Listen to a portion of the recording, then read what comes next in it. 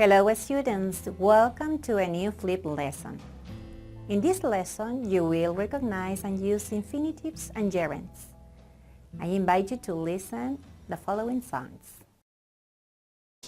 I want to break free. I want to break free. I need to feel real love and love ever after. I know I tend to get so insecure. Doesn't matter anymore.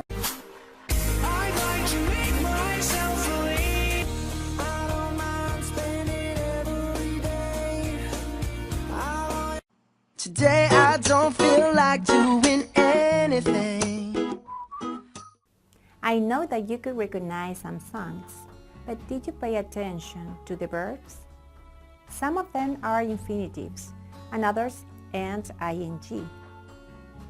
Well, in this flip lesson, you will learn about infinitives and gerunds and when to use them. Let's use an example taken from the songs. I want to break free. I don't mind spending every day. In the first example, the verb involved is an infinitive. In the second example, the verb involved is a gerund. There is a list of verbs that are used with infinitive. Hope, offer, fail, agree, forget, manage, learn, afford, arrange, ask, expect, would like, decide, plan, promise, want, invite. This other group is used with gerunds. Finish, imagine, suggest, recommend, avoid, mind, miss, risk, enjoy. In the following video, you will deep the information. Take notes. Welcome to English Grammar Sports. This lesson is about the gerund and the infinitive. In this lesson, I'm going to show you what a gerund is, when to use a gerund, what an infinitive is, and when to use an infinitive.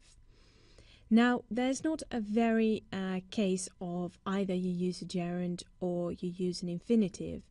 The gerund and the infinitive are simply grammatical tools which we use to construct a sentence.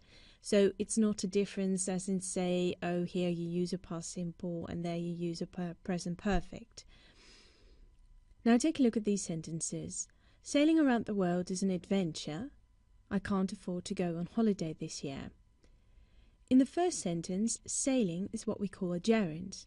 In the second sentence, to go is what we call an infinitive. Now, what is a gerund? A gerund is a verb to which ing is added. The gerund looks like a verb, but it is used as a noun. Moreover, it looks often like a continuous tense, but it is used differently. For example, eating in class is not allowed. Eating here is a gerund. Why? Because it's the subject of a sentence. It is a noun here. Whereas he was eating in class is a past continuous, because here it's used as a tense. Now, when do we use a gerund? First and foremost, we use the gerund often as a verbal noun. So, a noun that looks like a verb. For example, smoking in public areas should be banned. So we have the verb to smoke, we've added ing, so we've made it into a noun, and it takes the position of the subject here. He quit smoking cigars when he was 25. Again, we've taken the verb to smoke added ing, making it a noun, and then put it in the place of the object. So here it has become a noun. We also use the gerund after certain verbs. So these are not all the verbs, but these are the most common ones. To admit, to avoid, to consider, to deny, to enjoy, to finish, to involve, to keep, to mean, to practice, to quit, to remember, to stop, to understand, and to waste. So, for instance, I have to admit going to the cinema is very nice, for instance. Now, what is an infinitive? The verb itself is an infinitive, and it can be preceded by to. So here we call it then a to infinitive, or simply the verb itself, and that is the general infinitive. For example, to be honest, I love learning English. So to be is the to infinitive. I would rather help my mother. Here, help is the infinitive. Go and check if I've left the oven on. Go and check are both infinitives. Now, when do we use the to infinitive?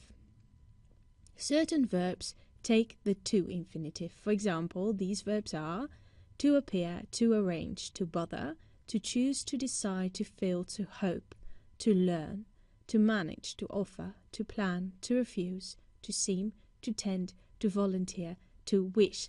So these are the most common ones. These are not all. So I appear to have lost my keys, for example. So to appear and to have then is the to infinitive. Students, consider these rules and remember the list of verbs for each case. Thank you for your time and attention. Let's use them in our next lesson. See you.